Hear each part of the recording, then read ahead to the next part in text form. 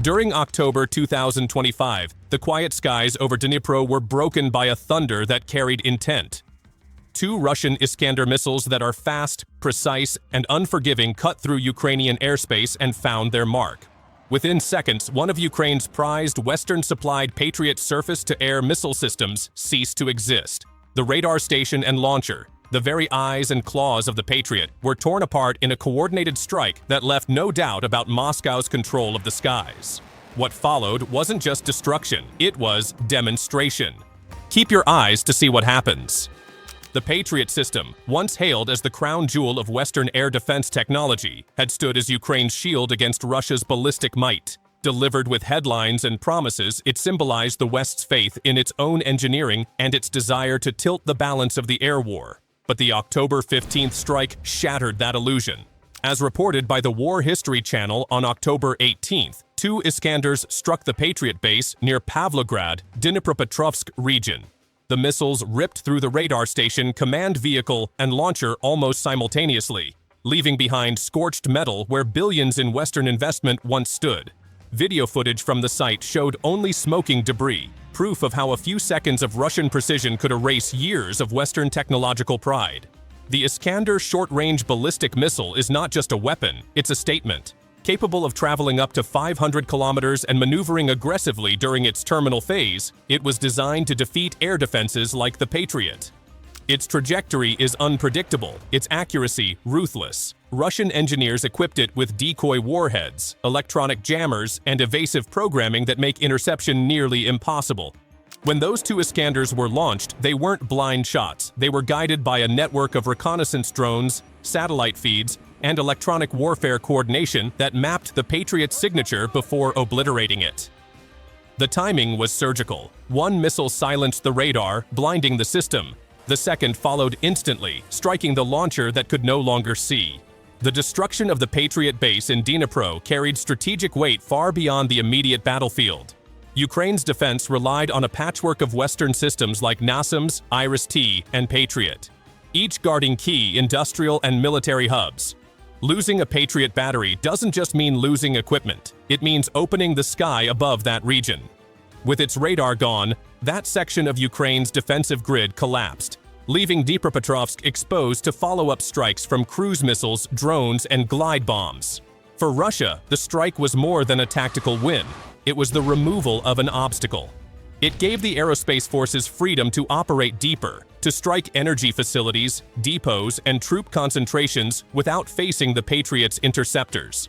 This attack also exposed something larger, the vulnerability of Western air defense philosophy. Systems like the Patriot were built for symmetric wars where threats are predictable and attack patterns linear. The Iskander operates differently. It blends speed, deception, and electronic confusion into a single attack sequence. The fact that two missiles could destroy a complex system guarded by NATO intelligence and layered defenses shows a clear shift in the balance of capability.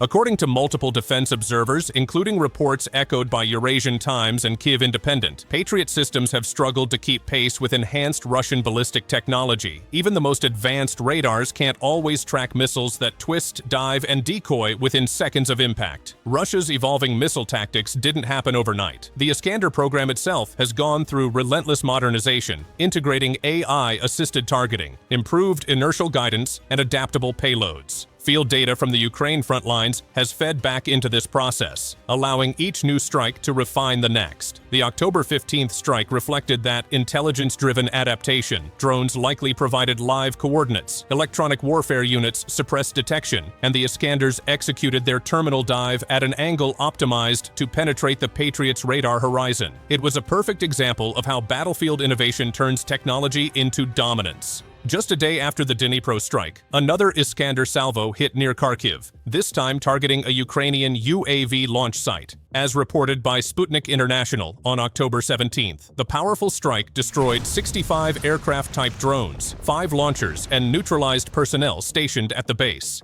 The pattern was unmistakable: precision, coordination, and deep reconnaissance preceding every launch. These were not random blows. They were components of a larger operational design.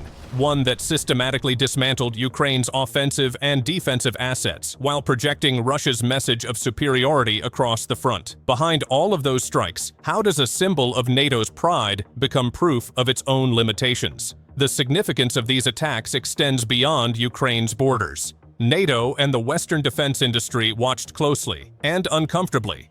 The Patriot system, long sold as a deterrent and symbol of strategic assurance, has faced its most public test under real combat pressure. Its failures, captured on video and broadcast across Telegram channels, have already raised questions about its survivability against modern Russian missile systems. The optics are hard to ignore. Western technology, once thought untouchable, repeatedly falling to Russia's upgraded arsenal. Every successful Iskander strike doesn't just destroy hardware, it erodes confidence. It challenges decades of defense doctrine and exposes a gap that no amount of political reassurance can immediately fill. For Ukraine, the loss was tangible and psychological. Each destroyed launcher is months of production and millions of dollars gone. Each lost radar another blind spot in an already overburdened network. Replacements from the West are slow and limited, while Russian missile output continues to grow. The rhythm of the battlefield is shifting. Russia launches, Ukraine scrambles, the Patriot fires, sometimes too late, sometimes never at all. What remains is an expanding sense of inevitability. The shield that was meant to protect has become the symbol of vulnerability. The October strike marked more than just another headline. It marked a moment of realization. Russia's command structure, combining intelligence, precision, and flexibility, showed what 21st century warfare looks like when perfected. Each Iskander launch is both a technical maneuver and a psychological operation, forcing adversaries to question the value of their own defenses before the next missile even takes off. The Western model of static air defense, fixed batteries, radar reliance, centralized command, is being outpaced by a Russian doctrine that prizes mobility, deception, and relentless adaptation. As the war grinds on, the lesson from Dnipro echoes beyond the battlefield. No defense is absolute. The Patriot's wreckage is not just Ukraine's loss, but a warning to the West. Every system, no matter how advanced, can be studied, countered, and destroyed. Russia's engineers and commanders have proven that understanding the enemy's defense is the surest way to break it. The Iskander strikes in Dnipro and Kharkiv are proof that technology alone cannot guarantee protection. Only strategy, coordination, and constant evolution can. 2 Iskanders, 2 explosions, and one undeniable message. The sky belongs to whoever controls the intelligence, not the rhetoric. As smoke still rose from the wreckage in Dnipropetrovsk, it was clear that Moscow no longer needed to boast. Its precision speaks louder than any declaration. The Patriot was built to defend against the past. The Iskander, and the doctrine behind it, belongs to the future. So how long can the West cling to its myths when reality keeps striking from above? We'll see it in an upcoming report from the battlefield. Until then, thanks for watching.